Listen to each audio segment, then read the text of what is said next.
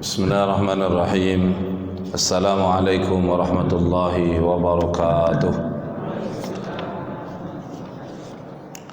Bismillahi masyaallah la yasuqul khaira illallah. Bismillahi masyaallah la yasrifu su'a illallah.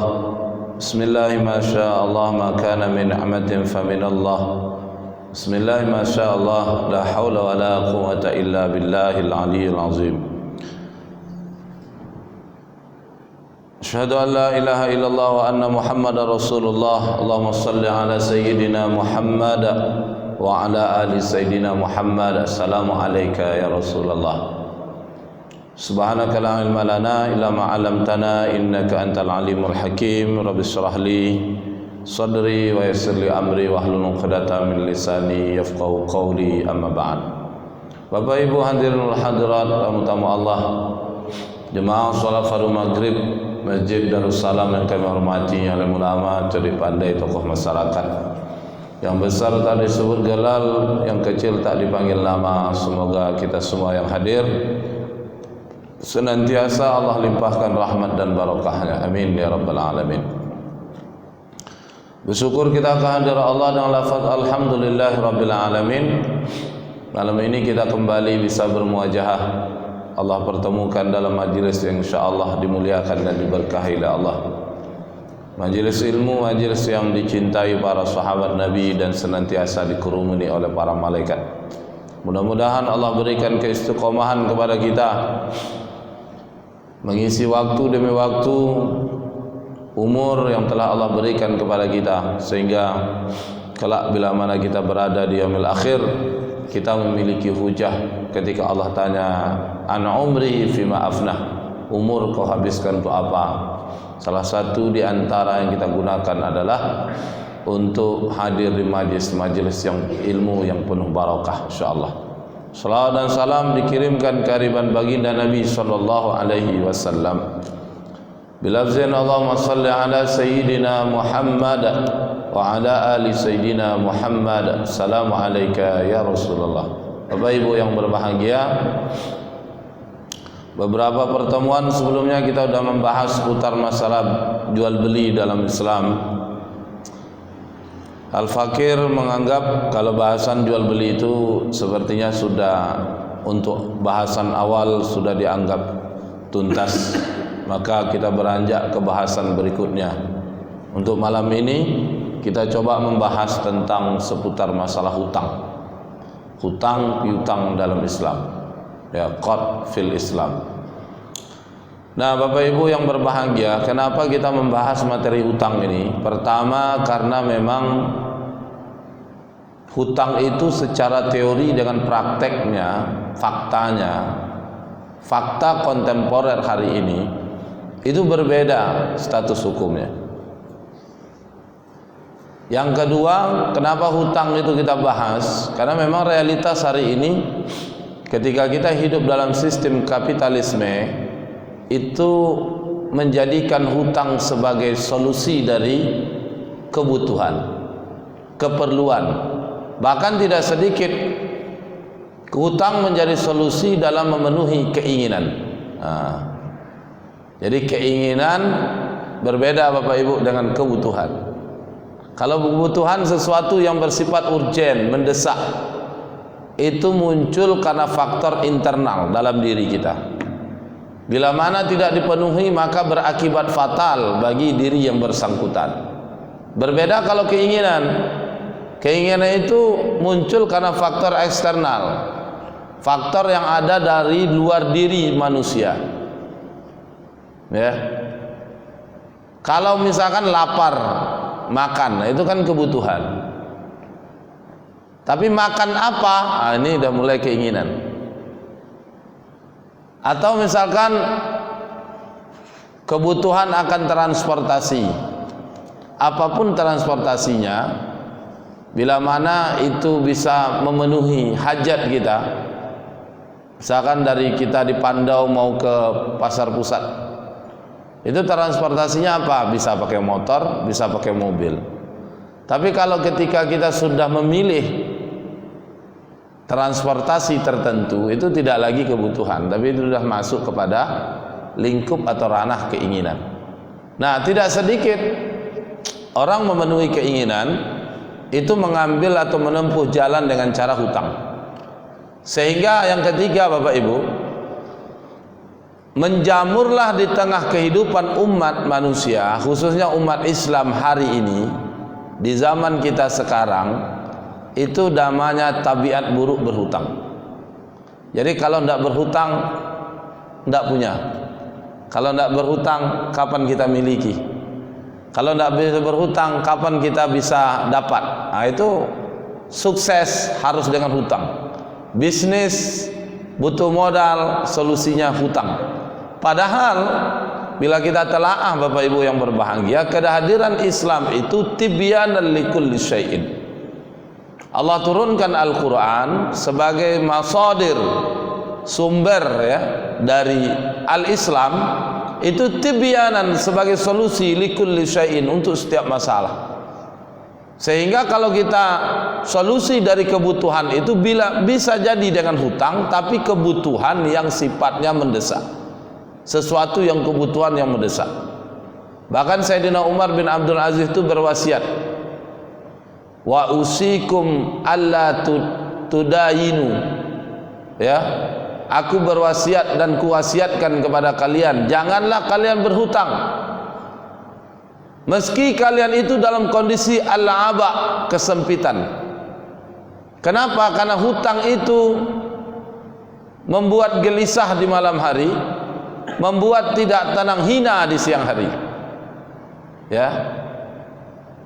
Jadi hutang itu membuat gelisah di malam hari, hina di siang hari. Meski hutang itu nanti kita bahas, kaji hutang itu sebagai status hukumnya adalah mubah atau boleh. Nah, itu yang terakhir. Kenapa kita bahas materi hutang ini? Karena memang realitas hari ini, efek dampak dari hutang itu sendiri itu memang sebagai pintu imperialisme, penjajahan. Kalau mungkin penjajahan tidak secara fisik, tapi hutang itu merupakan neo-imperialisme, penjajahan gaya baru. Kita bisa lihat Bapak Ibu yang berbahagia, realitas kita saat ini, Indonesia yang negeri kaya raya dengan sumber daya alamnya, nyaris dan hampir sumber daya alam itu tidak dinikmati oleh rakyat penduduk yang ada di negeri ini. Siapa yang menguasai? Kalau tidak asing, maka dia asing. Asing bermakna Barat, Eropa, Amerika dengan sekutunya. Asing itu maknanya adalah istilah dari singkatan ini Cina. Dua ini yang menguasai. Kita hidup di negeri yang sumber daya alam melimpah, itu kita hidup di bawah garis kemiskinan. Penduduk negeri ini hari demi hari itu angka kemiskinan itu meningkat terus. Walau diklaim kemarin oleh Bank Dunia itu pendapatan Indonesia, rakyat Indonesia itu rata-rata per bulan 15 jutaan ya. 15 juta per orang, Pak. Saya yakin Bapak Ibu ada yang penghasilannya di bawah itu, atau tidak nyampe 10 juta, atau ada yang mungkin 3 juta setengah, 4 juta sebulan, tapi diklaim penghasilan dengan di atas 15 juta. Nah, ini kenapa? Karena memang pendapatan nasional dibagi jumlah penduduk, maka rata-rata itu disimpulkan rakyat Indonesia penghasilannya 15 juta lebih per bulan, ya. Padahal faktanya kemiskinan itu meningkat dari hari ke hari, tahun ke tahun. Nah, maka dari itu kita bahas materi tentang hutang ini, sehingga kita bisa dudukkan hutang itu bagaimana dalam pandangan Islam, teorinya, dan bagaimana fakta kontemporernya hari ini ketika kita berada di zaman saat ini. Ibu bapak yang berbahagia, kalau kita lihat secara makna lughah bahasa, hutang itu dimaknai sebagai al-qat'u. Hutang al-qat'u, ya, memotong. Apa makna memotong? Di mana pihak kreditur menyerahkan hartanya untuk dimanfaatkan oleh si debitur. Orang yang berpiutang, yang punya uang, dia serahkan sebagian hartanya untuk dimanfaatkan oleh yang berhutang. Nah, makanya dimaknai secara bahasa hutang itu al-qat'u, memotong. Nah, sebelum kita membahas mana istilah dari hutang, di dalam terminologi fikih itu ada dua makna, dua istilah digunakan oleh para ulama dalam menyebutkan istilah hutang. Kalau bahasa kita tuh hutang itu cuma satu, hutang. Tapi dalam terminologi fikih itu ada dua. Ada kalanya hutang disebut dengan istilah al-qardun, al-qard atau qardun. Ada istilahnya hutang disebut digunakan istilah dain atau ad-dainun, ad-dain, ya, ad-dain atau dainun. Nah, apa bedanya qard dengan dain? Dan kenapa ini dua istilah dibedakan? Pertama, ini bedanya kalau qard itu di dalam kitab Mawsu'ah al-Fiqhiyah itu disebutkan daf'ul mal irfaqan lima yuntafa'u bihi wa yuraddu badalahu. Hutang qard itu maknanya adalah daf'un mal, menyerahkan harta, irfaqan, untuk menolong, liman yuntafa'u bihi wa yuraddu badalahu, kepada siapa saja yang mau memanfaatkan, wa yuraddu badalahu, dan dikembalikan penggantinya, badalnya. Ya, dikembalikan pengganti atau badalnya. Contoh, beras dihutangi sekilo oleh si A kepada si B. Si A berhutang beras kepada si B 1 kilo. Maka beras 1 kilo itu ditanam, dimasak, dimanfaatkan oleh si A. Ketika si A mau mengembalikan hutang, melunasi hutangnya, maka si A mencari, membeli atau menghadirkan beras yang lain sejenis beras yang dia hutangi, yang dia terima di awal. Misalkan dia hutangi ambil beras belida 1 kilo atau beras belida 10 kilo. Nanti dia ganti beras belida yang lain yang 10 kilo atau 1 kilo sesuai dengan pokok yang dia terima. Nah, itu namanya hutang qard. Nah, ini bedanya, Pak. Qard. Dan umumnya hutang qard ini terjadi pada barang, bisa terjadi pada uang, yang tujuannya karena urusan konsumtif, kebutuhan. Tapi bisa terjadi pada barang, bisa terjadi pada uang. Kalau pada barang, contoh beras tadi, 1 kilo dihutangi, dikembalikan nanti beras yang lain yang 1 kilo. Atau bisa jadi dalam bentuk uang, 1 juta dipakai, digunakan oleh liman yuntafa bihi, ya, oleh yang memanfaatkan, wa yuraddu badalahu, dikembalikan badal penggantinya, uang 1 juta yang lain. Ah, ini Pak. Maka bisa terjadi pada barang, bisa terjadi pada uang. Itu namanya hutang qard. Ya. Apa bedanya dengan hutang dain? Kalau hutang dain, Bapak Ibu yang berbahagia, kalau dalam hutang dain itu maknanya kullu ma thabata fi zimmatin. Setiap apa saja dalam tanggungan, bi'aqdin au istihlakin au istiqrar, baik disebabkan oleh akad hutang atau istihlak, kerusakan yang terjadi, atau karena hutang piutang. Nah, maka artinya apa? Kalau hutang dain itu hutang akibat tanggungan. Tanggungan bisa jadi karena jual beli, bisa jadi karena kerusakan yang dibuat, atau jadi karena hutang piutang.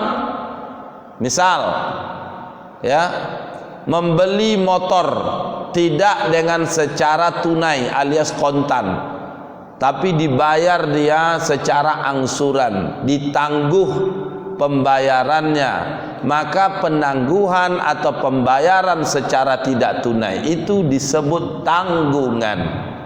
Dan inilah disebut hutang dain. Nah, makanya beda. Umumnya hutang dain itu akibat investasi secara umum. Misalkan karena jual beli tidak tunai, karena kerusakan yang kita buat, bawa anak-anak lagi pergi jalan-jalan, tak tahu ternyata tersenggol barang orang rusak, harus diganti, uang tak ada, bertangguh kita untuk menggantinya. Tangguhan itu namanya hutang. Hutangnya disebut dain, bukan hutang qad. Apa perlunya dibedakan oleh ulama antara hutang qad dengan hutang dain? Nanti kaitannya dengan agunan, Pak, jaminan. Ketika kita berhutang karena hutang itu masuk kategori hutang qad, maka jaminan yang kita serahkan, kita berikan, tidak boleh untuk dipakai oleh yang berpiutang atau si kreditur. Itu bersifat mutlak. Hutang beras 100 kilo, nanti akan dibalikkan beras 100 kilo. Ingat ya Pak, bukan jual beli beras tidak tunai. Tapi kalau ngutang beras 100 kilo, akan diganti nanti beras 100 kilo, ada agunan jaminan. Apa jaminannya? Misalkan motor, mobil, rumah. Maka motor, mobil, rumah itu mutlak tak boleh dipakai. Kalau dipakai, inilah yang mengantarkan pada riba qad. Kullu qardin jarra manfa'ah fahuwa riba. Utang uang 1 juta, jaminannya apa? Cincin emas. Maka cincin emas itu tak boleh dipakai. Kalau dipakai, dimanfaatkan, maka jadilah dia riba.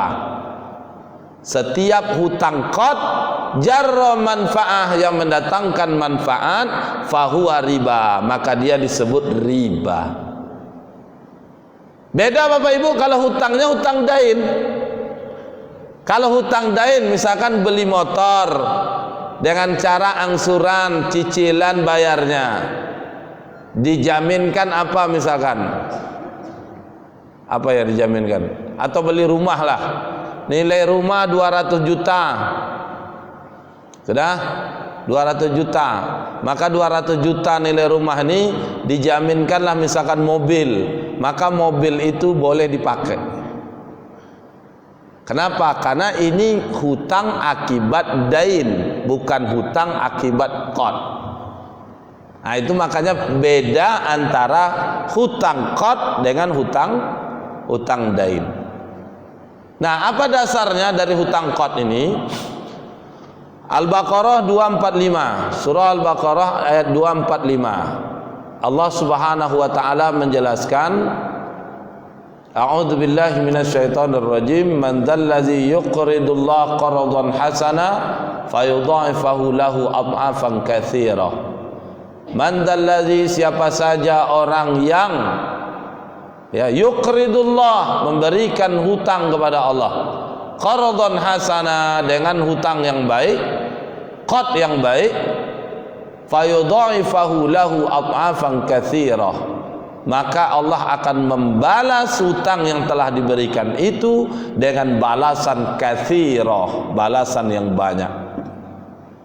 Maka dari itu Bapak Ibu, menghutangi orang hutangnya hutang qad, itu hakikatnya kita memberi hutang kepada Allah. Artinya apa? Kita semata-mata mengharapkan pahala dari sisi Allah semata, tidak berharap keuntungan dari hutang tersebut. Makanya keuntungan yang didapatkan bukan malah sebuah kebaikan, akan tetapi mengantarkan kita pada transaksi yang Allah murkai, yakni melakukan transaksi riba. Makanya dalam makna istilah dari hutang qad tadi, daf'un mal irfaqon, menyerahkan harta untuk menolong. Maka dalam hutang qad ini tujuan hutang itu akadnya itu ta'awun, menolong, membantu Pak. Yang namanya menolong, membantu, tidak ada cerita profit di dalamnya, tidak ada cerita keuntungan di dalamnya, ya. Karena irfaqan, apa yang diharapkan oleh si kreditur, orang yang memberi hutang atau yang berpiutang, semata-mata balasan pahala dari Allah Subhanahu wa taala. atau berupa keberkahan hidup di dunia. Gitu. Memang faktanya Bapak Ibu yang berbahagia, hutang itu kalau kita bantu atau kita ngutangi orang, itu umumnya ya tidak akan umumnya kita jumpai jarang yang berhutang itu mengingat biasa Bapak Ibu yang memberi hutang. Ya. Kalau ini udah berhutang susah kita hutangi dia. Besok udah lepas sesaknya, itu jarang itu. Maka bagi orang yang sadar paham kalau hutang ini adalah irfaqan, membantu, menolong, maka dia tidak peduli bagaimana sikap reaksi orang itu, sikap seseorang yang dibantu lewat hutang itu setelah kita hutangi. Kenapa?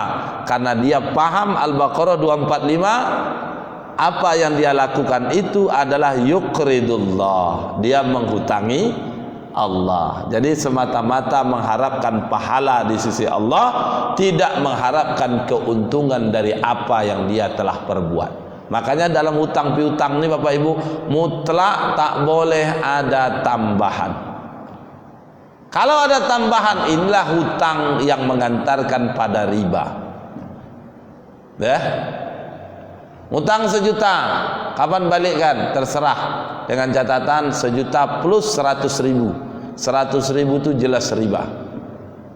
Kenapa? Karena tujuannya sudah salah, di mana menghutangi orang itu irfaqan, menolong, membantunya, tapi ini bukan menolong. Di samping menolong, kalaupun menolong, di sisi lain ada tujuan mencari profit alias untung. Disinilah Bapak Ibu kenapa dalam hutang piutang tidak boleh ada tambahan. Nah, bagaimana dengan hutang dain? Hutang dain juga begitu, tak boleh bertambah setelah hutangnya disepakati. Contoh, karena kan hutang dain akibat tanggungan. Misal beli handphone. Handphone ini kalau dibeli dicicil harganya anggaplah 3,5 juta. Dibayar 7 kali, 500 sekali bayar. Padahal dibeli handphone ini harganya 2,5 juta. Diambil keuntungan 1 juta. Karena dicicil tadi bayar harga 1 juta ditambah 1 juta. Maka total harga handphone ini dicicil 3.500.000. Bolehkah bertambah seperti itu? Boleh. Karena sebelum disepakati, setelah bersepakat, anggaplah sepakat antara dua pihak. Kalau handphone ini 3,5 juta harganya, dicicil sebanyak 7 kali, 500 sekali cicilan, dibayar tiap tanggal 10, maka sepakatlah 3,5 juta, tidak boleh bertambah dari 3,5 juta. Dicicil tiap tanggal 10, telat dalam pembayaran, maka tidak boleh ada denda. Denda dalam hutang dain itu mengantarkan pada transaksi riba, namanya riba jahiliyah. Bapak Ibu yang berbahagia, makanya hutang ini qad dain dibedakan oleh para ulama. Fakta hari ini banyak sekali hutang qad ini. Misalkan kasus yang pernah kita singgung, kasus arisan. Kasus arisan julu-julu mak-mak itu atau bapak-bapak yang sedikit, sebagian kecil lah bapak-bapak. Tapi kalau mak-mak itu memang lazim itu hutangnya hutang main julu-julu arisan. Nah, dalam arisan julu-julu itu yang terjadi faktanya hutang qad. Disinilah makanya kenapa tidak boleh ada potongan uang buku. Kalau ada potongan duit buku, ini akan sampai dia pada transaksi riba. Kullu qardin jarra manfa'ah fahuwa riba. Atau kasus di kampung-kampung kita, misalkan pegang gadai, orang butuh duit mau masuk anaknya sekolah, butuh duit 10 juta. Apa yang dia terima? Duit 10 juta. Apa yang dia agunkan, jaminkan? Kebunnya, tanah ladangnya. akan dia ganti, nanti dia balikkan nanti duit 10 juta. Cuma selama duit 10 juta ini belum dibalikkan oleh si debitur, maka ke tanah ladang, kebun yang diagunkan diambil hasil manfaatnya, keuntungannya oleh si kreditur atau orang yang berpiutang. Maka ini jelas hukumnya riba. Kenapa? Karena akad qad tadi itu jelas semata-mata menolong. Yang kita tolong hakikatnya adalah Allah, yang kita harapkan adalah pahala dari Allah, yang harus dikembalikan pokoknya ada kelebihan dari qad, jarra manfaah fahuwa riba, mendatangkan riba. Begitu. Beda kalau Bapak Ibu hutang dain tadi. Hutang dain ribanya di mana kalau terjadi? Ribanya ketika cicilan. Tapi kalau bertambah nilainya sebelum disepakati, itu hukumnya boleh. Tolong Bu, Pak, belikan saya laptop 1. Berapa budget laptopnya? Laptop seperti apa? Saya sebutkan speknya ini, mereknya ini. Dibelikan oleh Bapak Ibu. Sudah? Berapa harganya? 4,5 juta. Bolehkah Bapak Ibu dapat untung? Boleh. Berapa untungnya? Terserah. Dan saya bersepakatlah dengan saya. Singkat cerita, sepakatlah harga laptop itu dicicil 5 juta. Untung Bapak Ibu naikkan jadi 500. Dari harga 4,5 juta. 500 diambil untungnya, dicicil laptop itu tadi. Ini hutangnya bukan qad, tapi hutang karena zimmah, tanggungan, maka tambahan yang seperti itu boleh. Tapi setelah 5 juta disepakati, tak boleh lagi bertambah. Kalau terjadi penambahan itulah disebut riba jahiliyah. Ini terjadi banyak, Pak. Jadi ini perlu digarisbawahi, tak semua transaksi cicilan itu ada riba. Kalau kita sepakati tidak ada bertambah atas keterlambatan, maka keterlambatan tidak ada tambahan, maka cicilan itu tidak mengandung riba. Tapi kalau cicilan itu ada denda keterlambatan, maka keterlambatan itu disebut riba. Ya, denda keterlambatan itu jadi riba. Namanya riba jahiliyah. Baik, sebelum dilanjutkan, mana tahu ada yang mau sharing? Boleh. Kalau tidak saya lanjutkan. Ya, Pak.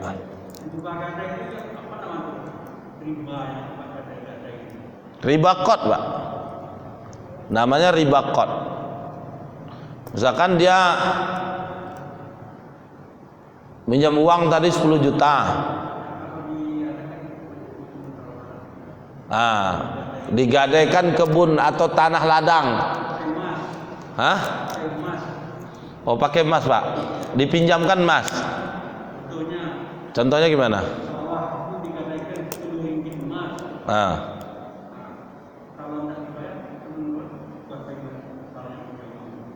Sawah itu dipakai dia enggak? Maksudnya dipakai enggak orang yang memberi emas tadi? Yang memberi hutang. Yang di situ ribanya, Pak. Riba qad namanya. Riba akibat hutang qad. Karena kan tadi minjam misalkan 10 emas atau 10 ringgit emas. Nah, apa jaminannya? Tanah ladang. Sudah? Sampai di sini betul ini, boleh. Dibalikkan nanti 10 ringgit emas. Kayak gitu kan, Pak, istilahnya ya. 10 ringgit emas. Sampai kapan? Kalau si yang berhutang ini mampu melunasi, membalikkan atau waktunya disepakati. Nah, maka sampai di sini boleh. Yang tidak boleh itu apa? Yang berpiutang mengambil manfaat dari kebun atau tanah ladang itu, ya, menjelang sampai yang berhutang tidak mampu, sampai yang berhutang melunasi hutangnya. Gadai itu kan hutang sebenarnya Pak, tapi pakai jaminan. Jaminan sama itulah. Ya, jaminan itu boleh, cuma yang jadi tak boleh, yang jadi masalah itu jaminan yang dipakai, dimanfaatkan. Karena kan jaminan itu tidak dimanfaatkan, tidak dipakai, maka jaminan itu boleh, itulah gadai.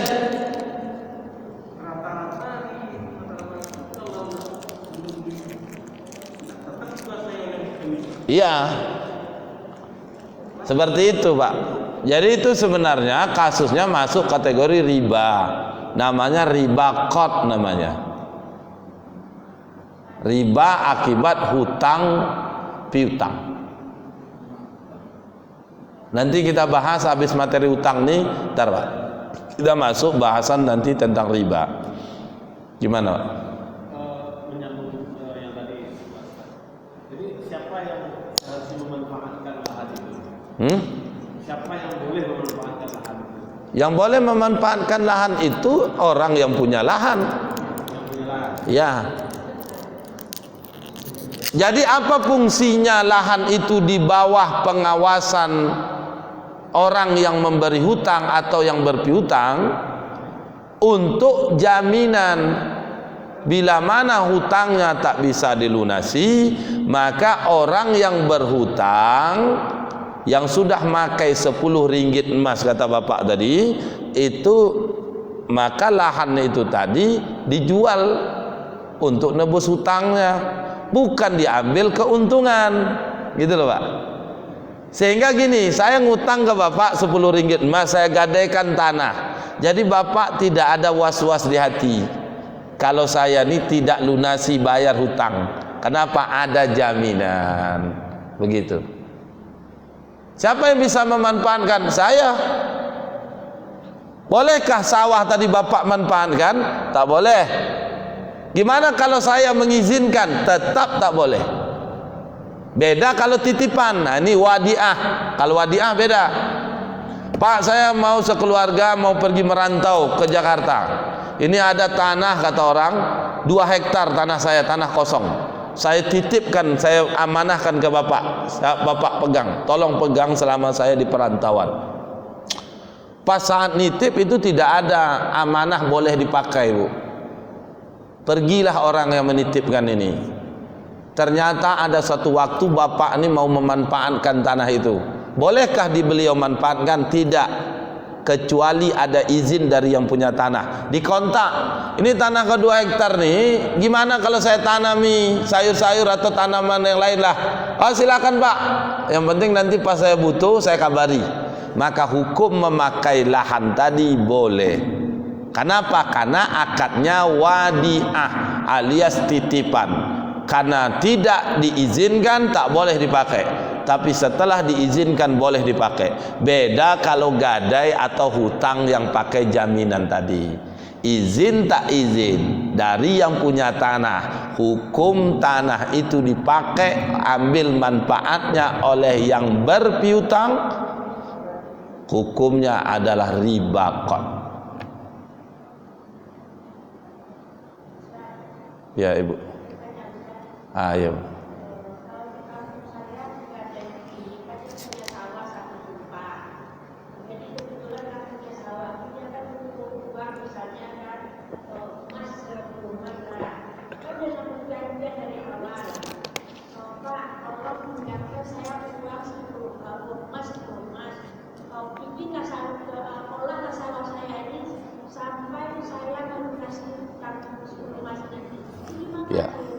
Ya, sama dengan tadi Bu.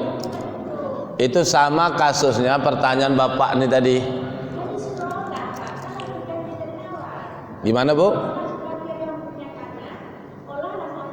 Iya, tidak semua yang diizinkan itu direlakan itu boleh. Ketika tidak dibolehkan oleh syariat, maka walau diizinkan tetap tak boleh. Nah, ini yang kita bahas di materi akad sebelumnya Bu. Suka sama suka itu tidak menjadi syarat satu-satunya transaksi itu boleh. Si A berhutang dengan si B.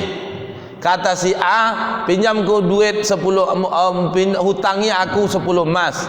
Peganglah tanahku ini dan garaplah sampai aku bisa lunasi 10 emas. Baik, kata si B, kasih 10 emas. Kan sepakat itu, suka sama suka. Apa salahnya? Mungkin gitu Bu ya. Kan udah sepakat di awal nih, diakadkan. Tetap tak boleh. Kenapa? Ada syariat. Syariat melarang tindakan itu. Walaupun dia suka sama suka, tapi suka sama suka itu dalam koridor dilarang oleh syariat. Maka tetap suka sama suka tidak menjadi syarat utama, sehingga tidak menjadi alasan dasar bolehnya lahan ladang tadi dipakai oleh yang berpiutang. Apa dasar larangannya? Hadis tadi, kullu qardin jarra manfa'a fahuwa riba. Setiap utang piutang, hutangnya apa? Hutang qard. Nah ingat nih, hutangnya hutang qard. Itu makanya dibedakan di awal qard dengan dain. Hutang qard jarra manfa'a, mendatangkan manfaat, fahuwa riba, maka itu masuk kategori riba. Begitu Ibu. Sama lah Ibu main arisan, sepakat di awal. Siapa yang pegang buku? Tak ada yang mau. Siapa yang megang buku? Yang megang buku dia ni punya kewajiban kita dari yang tidak memegang, karena dia dikasih amanah memegang buku, ngumpulkan duit arisan dan membagi duit arisan siapa yang terima, maka dia yang tukang pegang. Kita kasih duit 200.000 setiap goncang nomor. 200.000 tetap riba. Kenapa? Sesuai dengan makna akad qad tadi. Daf'un mal, menyerahkan harta. Irfaqan, untuk menolong. Liman yuntafa bihi, kepada siapa yang memanfaatkan dengan harta yang diserahkan tadi. Wa yuraddu badlahu, dikembalikan badalnya. Irfaqan, menolong. Begitu. Jadi kalau yang tadi dikelola dia tanah tadi, berarti dalam niat menolong. Kita tak boleh pula bilang tak ada niatnya menolong itu. Tetap niatnya menolong. Dalam niat menolong ada keuntungan. Maka keuntungan ini ya menyalahi tujuan akad dari qad.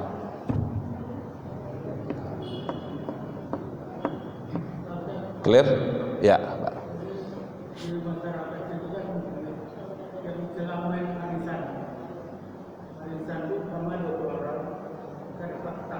Ya. Ya. Iya. Ya, itu boleh, Pak. Sama dengan kasus hutang tadi. Yang tidak boleh, yang perlu menjadi catatan arisan atau julu-julu tadi, itu di duit buku potongan. Bapak tukang pegang buku, anggaplah begitu. Bapak nomor 1, goncang nomor, dapat bapak yang nomor 2, ya kan? Bapak dapat nomor 1, main 20, 19 sejuta seorang, 19 juta. Dari mana duit 19 juta? Dari 19 orang yang lain kan Pak? Berarti bapak berhutang dengan nomor 1, berhutang dengan 19 orang. Nomor 2 itu menagih piutang dari nomor 1, berhutang dengan 18 orang.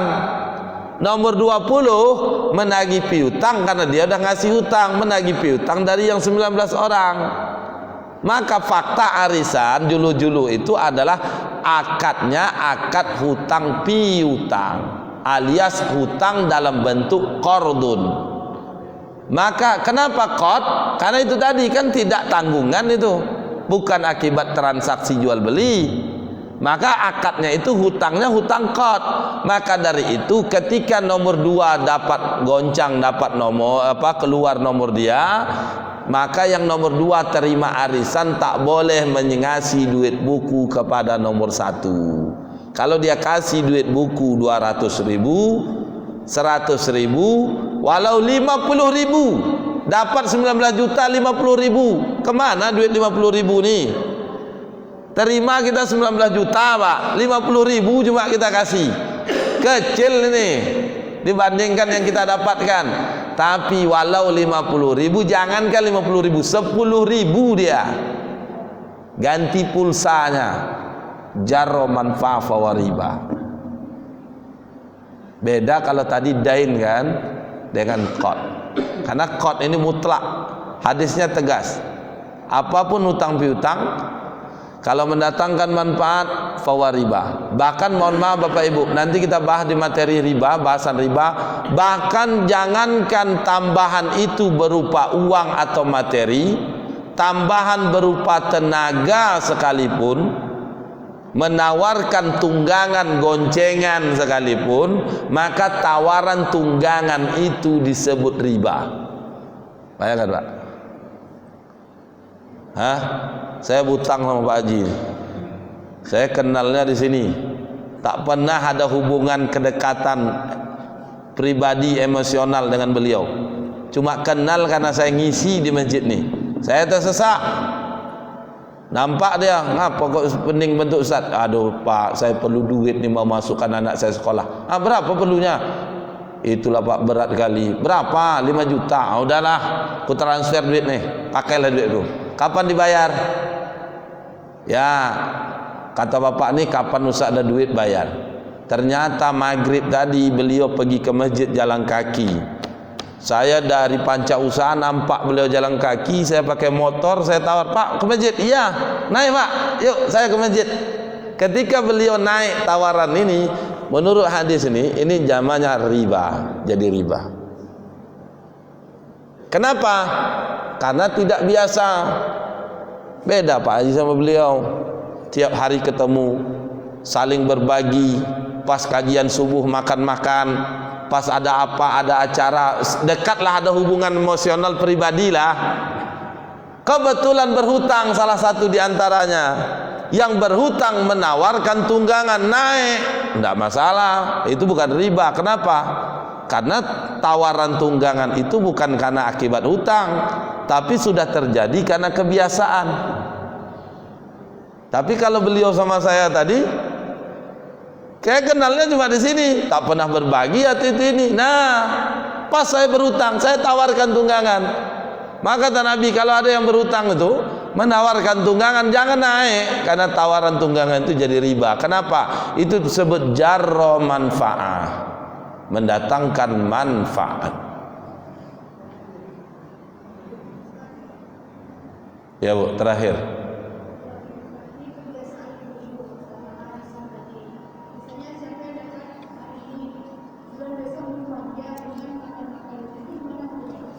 Nah, kalau makan-makan tadi udah kebiasaan arisan. Wirid lah sebenarnya. Sebenarnya makan-makan itu bukan karena arisannya, tapi karena wirid mendoanya. Makan-makan aja lah. Tapi pas digoncang nomor dapat pula, kasih duit buku tadi. Judulnya makan-makan tadi itu memang bukan karena arisannya, tapi karena wiridan taklimnya. Maka ini dua hal yang beda Bu. Tapi judulnya karena arisannya, ini perlu dihindari. Tapi kalau dia itu arisannya sebagai penarik orang untuk ikut wirid, majelis taklim, yang biasanya dibuat wirid ke rumah-rumah, disediakan makanan supaya penarik orang, pelengket orang mau datang, memotivasi orang main datang buat arisan. Tak banyak-banyak, sekali arisan tiap minggu 10.000. Nah, yang seperti ini tidak riba.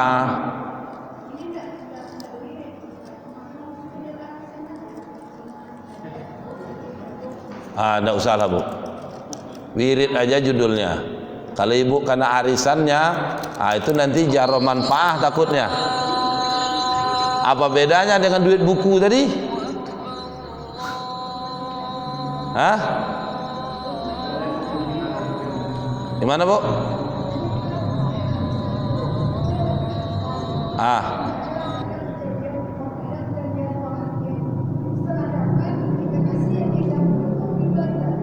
Nah itu juga tak boleh, karena qad tadi tetap tak boleh Bu. Tak ada perjanjian, kita ngasih aja. Makanya saya sampaikan, kalau mau berbagilah kita sebelum terjadi transaksi hutang tadi. Seringlah kita berbagi. Kalau kita udah merasa dekat, punya hubungan, setelah ukhuwah dah terjalin, udah saling berbagi. Itu makanya kata Nabi, tahadu tahabu, saling memberi hadiah maka kalian saling mencintai. Kalau sudah kenal saling membagi hadiah. Maka kalau udah saling memberi tadi, tiba pas saat kondisi tertentu berhutang, maka ada tambahan kita kasih, bukan karena hutangnya, tapi karena kebiasaan kita, itu tidak masalah. Pas berhutang biasanya berbagi, pas mau bayar hutang bawakan misalkan martabak 1 porsi, maka martabak ini tidak riba, karena sebelum hutang biasa juga bagi-bagi. Ternyata Pak Bu tidak pernah bagi-bagi, tiba berhutang baru bawa martabak. Martabak itu riba jadinya.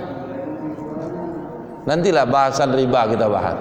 Tapi intinya arisan tadi bukan tak boleh, boleh arisan dibuat, tapi arisan itu tidak boleh duit buku di dalamnya. Silakan mak-mak main arisan, tapi jangan ada kesepakatan ataupun tidak disepakati tambahan terkait dengan duit buku. Baik, saya kira demikian. Wallahu a'lam bishawab. Terima kasih atas segala perhatian.